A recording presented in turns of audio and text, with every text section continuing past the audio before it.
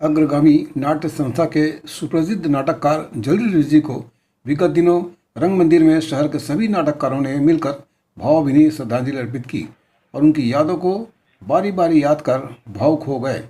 हबीब तनवीर के बाद सबसे ज़्यादा नाटक करने वाले नाटककार थे जलील रिजवी,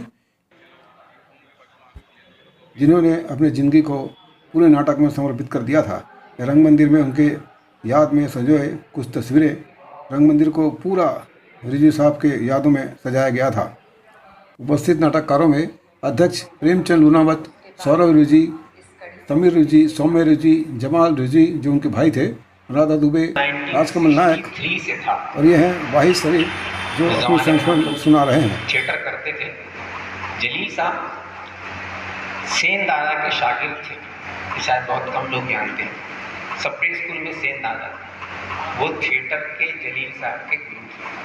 अब एक मीज़ान है, तराजू, एक पल्ले में जलील साहब का रंग कर्म है और एक पल्ले में जलील साहब की इंसानियत है। मैं उनकी इंसानियत से रूबरू होना चाहता हूँ।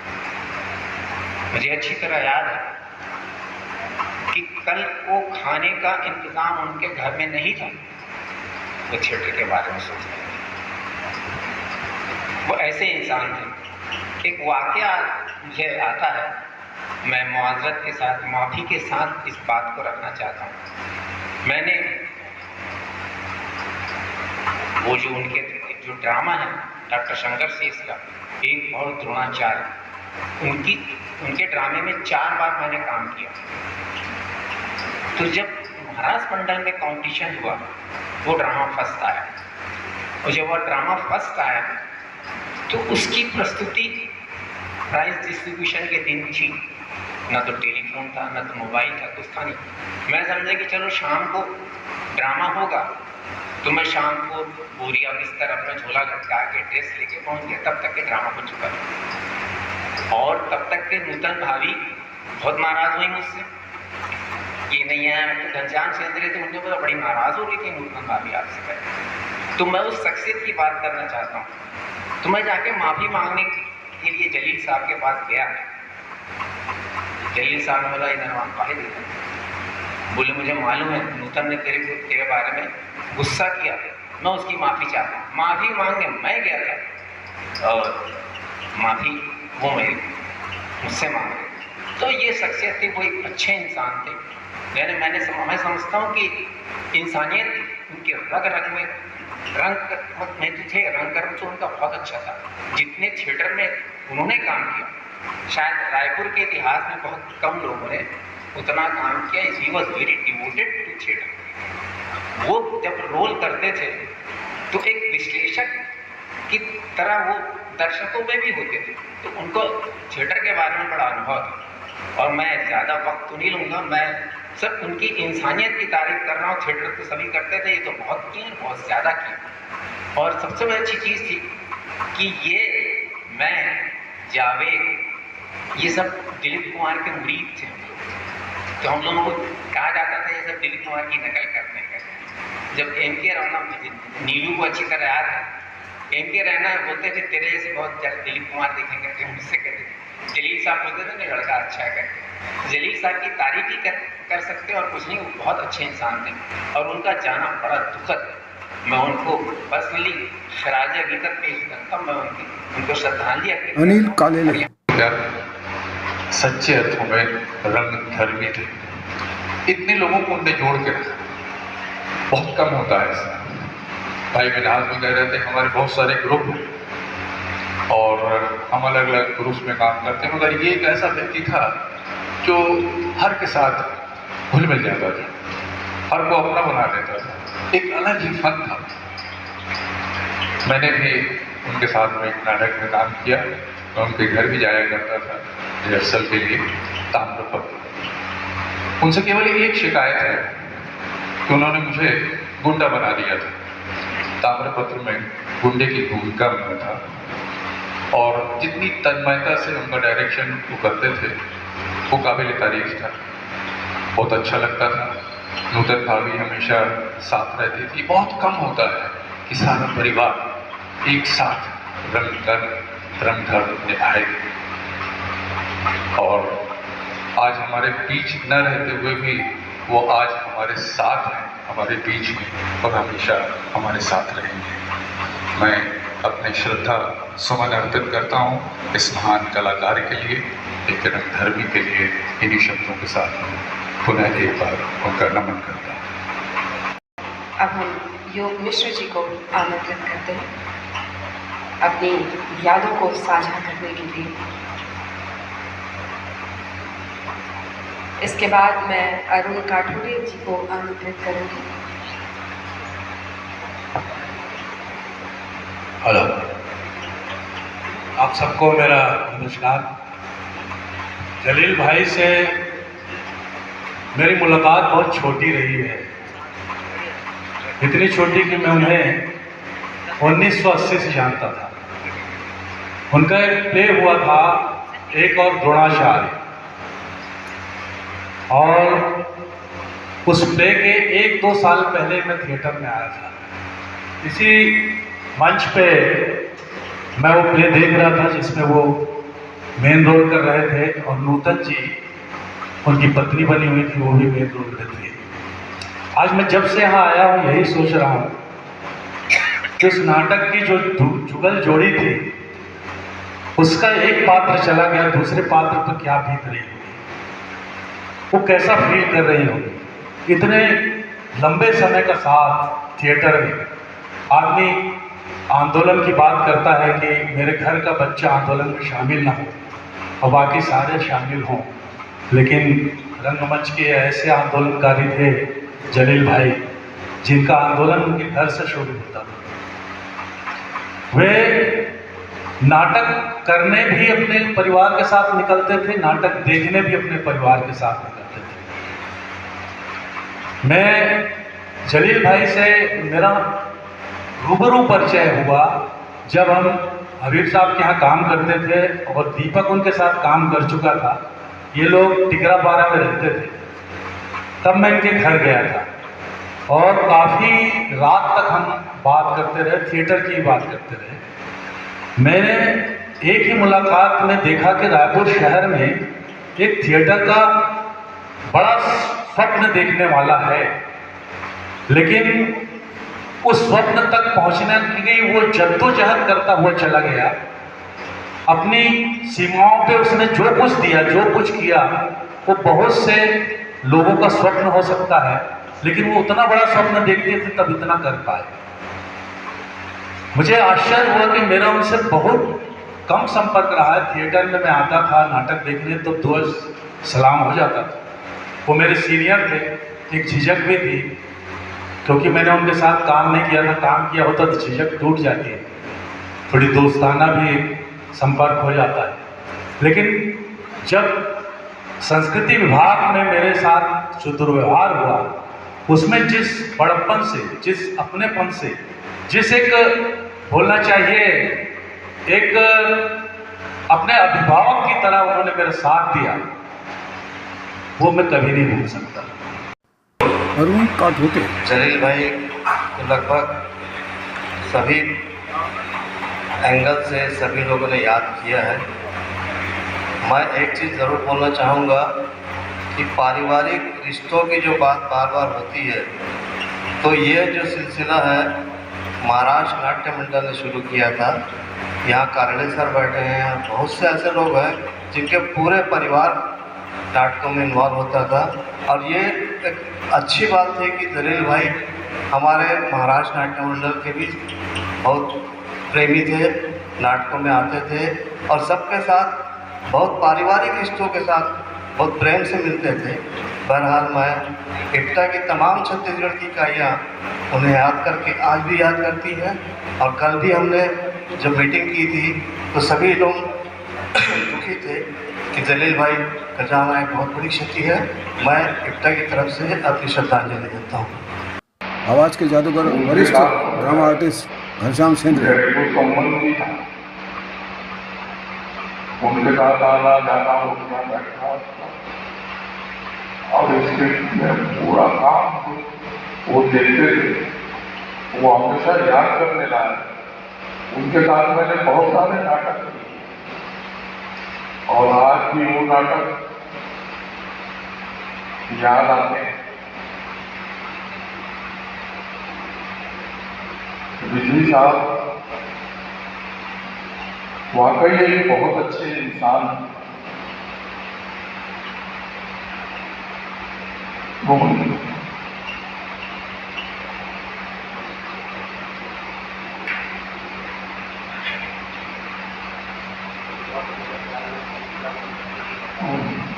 एक और बोलना चाहते हैं, मैंने अब भूल कर फोन करता था, हमेशा लोगों को डराते रहता था और वो डरते कम थे और हंसते ज्यादा थे। ठीक है, आज अगर हम सभी को जाना है, एक संदेश छोड़ के चला जाता है इंसान, उसके बारे में हमें याद करना है, उसके बता रहे रास्ते के बारे में हमें याद करना है। अग्रगामी ने जो ज्योति जला के रखी है उसे जला के रखना है, उसे बुझने नहीं देना है। तो अग्रगामी का बीड़ा आप सब लोगों के ऊपर है, उसको अच्छे ढंग से चलाए, यही मेरी आशा है, यही मेरी कामना है। वीडियो के माध्यम से भी कुछ कलाकारों ने श्रद्धांजलि अर्पित की, जिसमें अनुराग बसु, दीपशिखा बोस, दिनेश दीक्षित, अपराजिता डे, राहुल सिंह। ये है राहुल सिंह। मैं याद करता हूँ अपने विद्यार्थी जीवन को, जिस दौरान मैं उनके नाटक देखा करता था, लेकिन उनसे आपसी परिचय हुआ राजी बनने के बाद, और सबसे यह परिचय लगातार घनिष्ठ होता गया और मैं इस दृष्टि से बहुत अपने को एक अच्छे सहयोग में पाता हूँ कि उन्होंने मुझे हमेशा मित्र जैसा सम्मान किया। जब कभी भी ऐसी स्थिति होती थी, संस्कृति विभाग में उनका आना जाना होता था, और मैं मानता हूँ कि वे उन लोगों में से थे जिनसे संस्कृति विभाग में बहुत सारी चीजें जो अच्छी और सकारात्मक होती थी, उसके संस्कार रिजवी साहब से विभाग में काम करने वाले हम लोगों को मिला था। उनकी किस्सा कोई तो लाजवाब होती थी। वो जितने मंच पर, जितने अपने नाटकों में बतौर निर्देशक जितना वो दिखते थे, जितना प्रकट हुए, मैं मानता हूँ कि उससे वो कई गुना अधिक वो अपनी स्मृतियों में, जिसमें कला, संगीत, नाटक, साहित्य, फिल्म जगत, क्या नहीं, सारी कलाओं का मन जिस तरह से उनमें समाहित था और जिस तरह से वो उनकी चर्चा किया करते थे, मुझे लगता है कि यह पक्ष उन्हीं के लिए सुलभ हो पाया जो मुझ जैसे उनके करीब रहे या उनसे लंबी बैठकें कर पाने में जिनको अवसर मिला रहा। मैं मानता हूँ कि रायपुर शहर की पहचान के लिए अगर ऐसे व्यक्तित्व को मैं याद करूँ जिन पर रायपुर शहर को गौरव हो सकता, ऐसे व्यक्ति जिनको रायपुर शहर की पहचान के बतौर मैं याद कर सकता था, बता सकता था, उनमें सबसे प्रमुख नामों में जगदीप रिजवी साहब थे। यह है उनकी कजन सिस्टर जो पाकिस्तान से अपना श्रद्धांजलि का वीडियो प्रस्तुत किया था। इसके साथ ही इस श्रद्धांजलि सभा में प्रकाश खेंडेकर, रोहित भूषणवार, कुंज बिहारी शर्मा, दीप्ति धुरंधर, श्वेता महिमा दास, अलका दुबे, मीना पंडवार, अनिरुद्ध दुबे, गौरव दुबे, मिनहाज असद, ममता आहा, अनुपमा तिवारी, नीलेश पटेल, विकास दास बघेल, नीरज, प्रेम शर्मा आदि काफ़ी कलाकारों ने आकर वहां श्रद्धांजलि सभा में शामिल होकर प्रसिद्ध नाटककार दिवंगत जगदीप रिजवी को श्रद्धांजलि अर्पित की। और ये वीडियो बॉम्बे से प्रसिद्ध फिल्मकार अनुराग बसु और दीपशिखा बोस का टेलीविजन के काफ़ी करीब थे और इसे पारिवारिक संबंध था। प्रिया से अगली बार जाकर मुलाकात नहीं होगी, ये सोच पाना मेरे लिए नामुमकिन हो रहा है। हमारा आज का एसोसिएशन नहीं था, पिछले 50 सालों से भी ज़्यादा हमारा एसोसिएशन था। हमेशा उससे मुझे अपनी छोटी बहन जैसा स्नेह मिला, प्यार मिला। बहुत बड़ा नुकसान हुआ हमारे दोनों परिवार के लिए। हमारे बच्चे, जलील भैया नूतन के बच्चे, मेरे और सुब्रत के बच्चे दोनों सभी साथ साथ बड़े हुए हैं खेल के। जलील भैया और सुब्रत का इतना ज़्यादा बॉन्डिंग, स्ट्रॉन्ग बॉन्डिंग था कि वो एक दूसरे के बिना खुद को अधूरा समझते थे।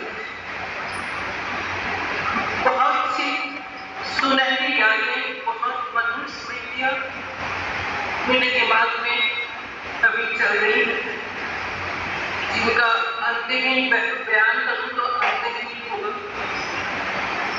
उनको खोना जैसे मैंने अपने बड़े भाई को खो दिया, उनके परिवार को, सबको ईश्वर मनोबल दे, धैर्य दे। बस और क्या हो, और कुछ मुझे समझ में नहीं आ रहा।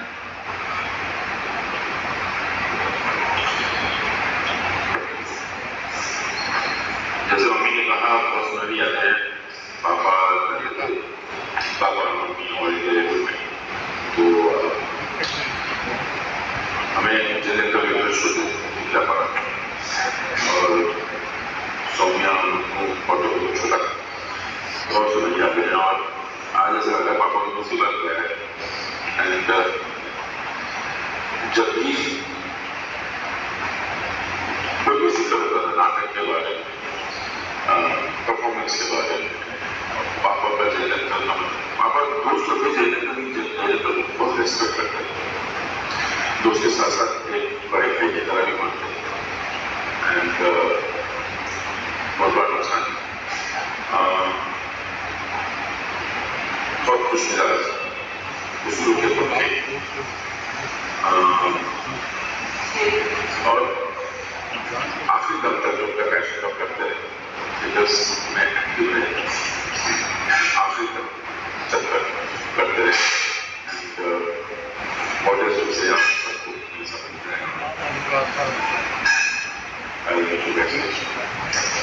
अभी हॉस्पिटल में भर्ती होने से पहले भी मेरी उनसे काफी देर तक बात हुई, कब आ रही है दीक्षिका, कब आ रही है। वो जो दीक्षिका बुलाना हर समय मेरे दिमाग में घूम रहा है, बस नहीं करते थे। अगर गामी में काम करने वाले अन्य नाटककार श्रद्धांजलि अर्पित करते हुए हमेशा खांडेकर जी बोलते थे और 10 साल से 2012 से 2022 तक लगातार मैंने उनके साथ काम किया। 10 नाटकों में काम किया 10 साल में, और मुझे अच्छे अच्छे रोल भी दिए और 3 मिनट का भी रोल दिया। उनका ज्यादा मैंने नहीं, शायद मैं ज़्यादा बोल नहीं पाऊँ, लेकिन मैं ये बोलना चाहूँगी, एक झिझक रखने वाली लड़की को सर ने बुलंद बनाया। मेरा पहला प्ले इसी मंच में था, खूबसूरत बहू। मुझे याद है कि जब मैं सर से पहली बार मिली थी, मैं बहुत शर्मीली थी और मैं सर को कहती थी कि सर मैं बसंती का रोल दिया था सर ने, जो एक दबंग रोल था, उसमें हंसना रहता था बहुत दबंगी से। मैं प्ले करते करते बार बार हंस देती थी क्योंकि वो मेरा पहला एक्सपीरियंस था। सर ने अंदर से बहुत ताकत भरी अग्निवर्षा उनके साथ किया और वो एक ऐसा कैरेक्टर था जो मेरे जीवन में बहुत बदलाव लाया। सर का मेरे साथ बहुत लंबा वक्त गुजरा है और घर से लेकर थिएटर तक, फिर फिल्मों तक, दूरदर्शन में काफ़ी बार उनसे मुलाकात हुई, काफ़ी उनके इंटरव्यूज़ हुए, बहुत से प्रोग्राम, टेलीफिल्म्स बनी। लेकिन वो सब छोड़ के उसके अलावा जो एक अपनापन था और उनकी जो आवाज़ थी आज भी मेरे कान में गूंजती है। मुझे कुछ भी चीज़ उनकी बुलाई नहीं भूलती। जिस तरह से मुझे बुलाते थे और जिस तरह से मुझसे बातें करते थे, घर भी आते थे, कई बार उन्होंने घर आया उन्होंने और मुझे बहुत सारी चीज़ें बताई थी। थिएटर में भी वही लेकर आए रहना चाहिए, क्योंकि उनके ही साथ हमने दोलक जो शुरू हुआ था उसमें हरि नायडू साहब भी थे और बहुत मतलब शुरुआत का दौर था, वो तो हम लोग पढ़ते थे उस वक्त से लेकर जॉब तक और थिएटर तक बहुत सारी यादें हैं। किसी वक्त कभी मौका मिलेगा या किसी किताब में कहीं पे संकलन में होगा तो बताएंगे, लेकिन उनके जैसा इंसान मैंने कभी नहीं देखा जो इतनी मोहब्बत करता हो हम सबसे। वो हमेशा हमारे दिलों में रहेंगे।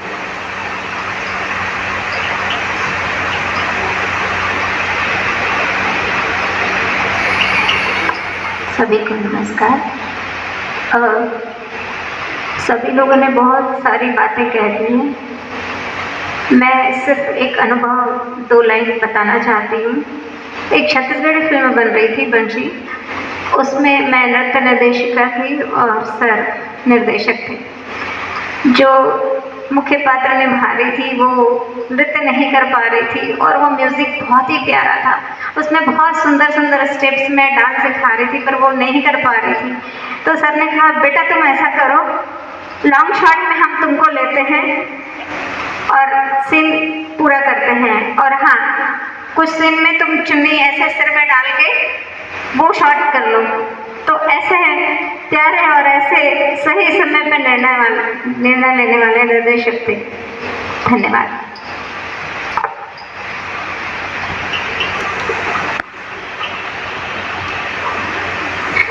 एक गीत मेरे पिताजी बचपन से गाया करते थे जिसका मतलब अब हमें समझ में नहीं आता था, जिसमें गीतकार कुछ इस प्रकार से कहते हैं कि एक दिन बिक जाएगा माटी के मोल, जग में रह जाएंगे प्यारे तेरे बोल, दूजे के होठों को देकर अपने गीत, कोई निशानी छोड़ फिर दुनिया से डोल। और आज जब मैं इसके मतलब को समझती हूँ और सर के जीवन को जब मैं देखती हूँ तो वाकई में वो आज हमारे बीच में नहीं है, लेकिन वो सिर्फ उन्होंने अपनी देह त्यागी है, लेकिन वो हमारे बीच हैं। और एक दिन होगा जब हम सब भी अपनी दौड़ को पूरी करके एक जगह पहुंचेंगे जहां हम सब एक साथ होंगे। और हम जितने भी स्टूडेंट्स हैं यहाँ पर, हम सभी के अंदर सर का कोई ना कोई अंश है। और मैं चाहती हूँ जिस दिन हम उनसे दोबारा मिलेंगे उस प्राउड के साथ में, उस गर्व के साथ में वो हमको देखें। ये हमारी कोशिश हमारी इस दौड़ में होनी चाहिए, यही मेरी कोशिश होगी और मैं चाहूँगी हम सब भी अपने ज़िंदगी से कोशिश करें और सर को हमारी श्रद्धांजलि। धन्यवाद।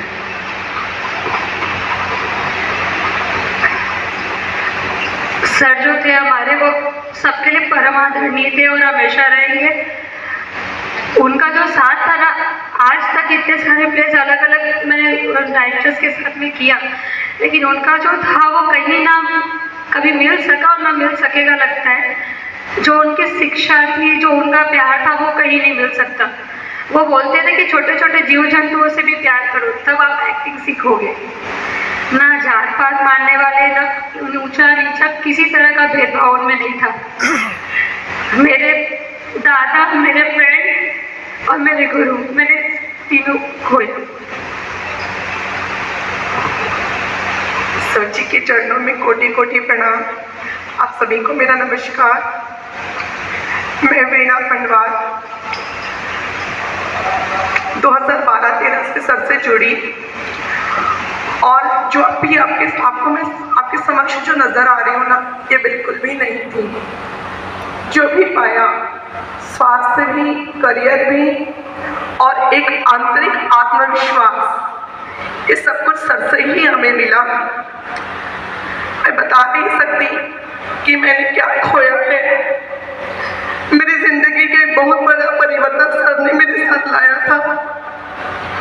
उनकी हर बातें आशा से परिपूर्ण, ओजस्वी से परिपूर्ण। मुझे बहुत बहुत कुछ सिखाया।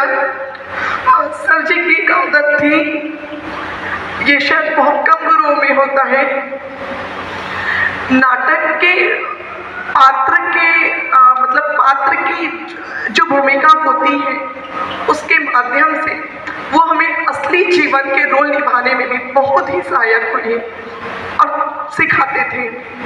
मैं हमेशा उनका अपने पास आशीर्वाद के रूप में पाऊंगी, होने का कल्पना भी नहीं आता। मेरे साथ मेरे हस्बैंड, मेरी बेटी, मेरी माँ, मेरे सब भाई पापा सब लोग उनसे जुड़े थे, हमारा पूरा परिवार जुड़ा था। और जब हमारा उनसे मुलाकात हुआ, उनके परिवार और हमारे परिवार अग्रगामी एक सिर्फ नाट्य संस्था नहीं है, पूरे परिवार के सदस्य उसमें जुड़ के और बहुत कुछ सीख जाते हैं। मैं निशब्द हूँ, बहुत कुछ कहना है, बहुत कुछ शब्द है, पर मेरे लिए कह पाना भी मुश्किल है, नामुमकिन है। पुनः सर जी को मेरी श्रद्धांजलि। नमस्कार।